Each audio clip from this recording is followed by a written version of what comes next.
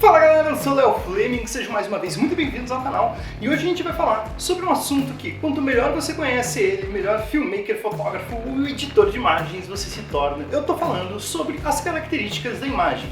Mais precisamente, hoje eu vou falar sobre contraste, tonalidade e saturação. Você conhece bem essas características, você sabe exatamente o que quer dizer cada uma dessas coisas. Quando a pessoa fala mais contraste, menos contraste para você, você sabe o que você está mudando. A gente vai falar sobre isso hoje. Bora!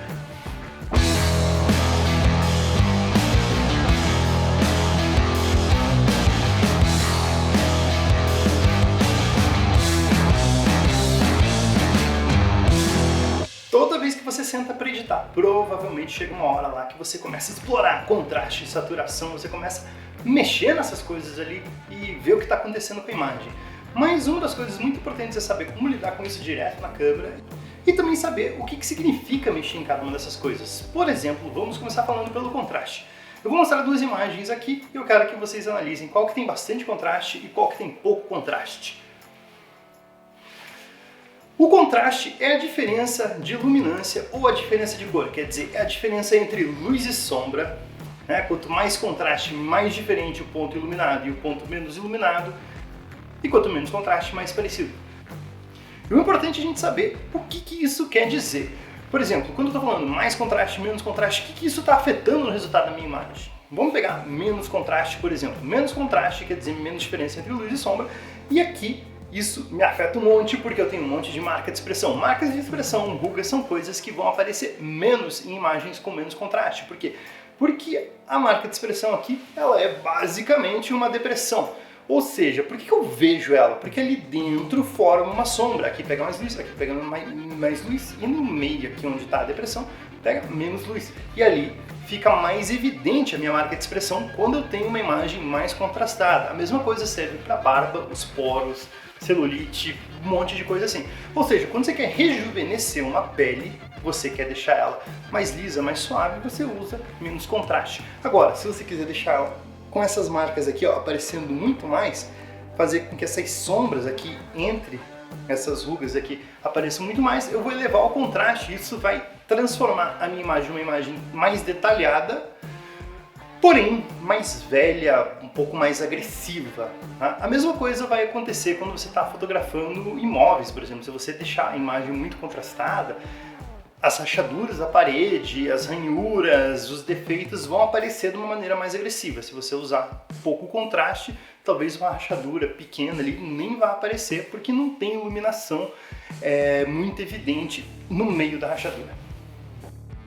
Outro fator relativo ao contraste é que se você aumentar ou diminuir o contraste direto na sua câmera, vai mudar também a quantidade de iluminação que está entrando no seu sensor. Na verdade não vai mudar a quantidade de iluminação que está entrando no sensor, mas vai mudar a quantidade de luminosidade que o fotômetro percebe na frente da câmera. Ou seja, se você diminuir todo o seu contraste, provavelmente você vai ganhar aí por volta de um stop de iluminação. Quando você acentuar o seu contraste, você vai diminuir um stop de iluminação. Por que é legal saber isso? Porque se você for filmar ou fotografar à noite, principalmente filmar, você vai mudar ali um stop de iluminação. Isso é bastante, principalmente quem faz vídeo noturno, aí, balada, formatura, casamento, enfim. Outro fator importante para você prestar atenção é como que está o contraste do seu monitor agora. Nos últimos tempos, os fabricantes têm aumentado o contraste dos monitores. Por quê? Porque isso dá uma sensação de maior definição mesmo em monitores com resoluções menores.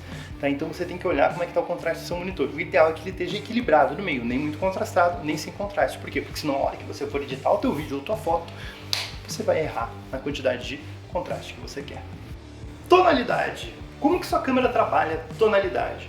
Tá? A tua câmera tem um balanço de branco que vai de uma faixa mais quente até uma faixa mais fria conforme você vai mudando. Então, de certa forma, você consegue acertar a tonalidade ali, mas isso não é o que você quer fazer, porque você vai fazer com que cada pixel da imagem seja transformado em uma tonalidade que às vezes não é exatamente legal. Tá? Dentro da configuração de perfil de imagem, a câmera também tem uma opção de tonalidade que deixa a imagem mais quente ou mais fria. A mais fria fica mais esverdeada, a mais quente fica mais avermelhada. Tá? Então é importante você saber como que você está configurando isso. Por quê? Porque se você deixar isso aqui muito para a esquerda ou muito para a direita, pode ser que a tua imagem fique um pouco esquisita. Dentro do computador a gente corrige isso nas ferramentas de balanço de branco que você encontra em qualquer programa, tanto de edição de vídeo quanto de edição de foto.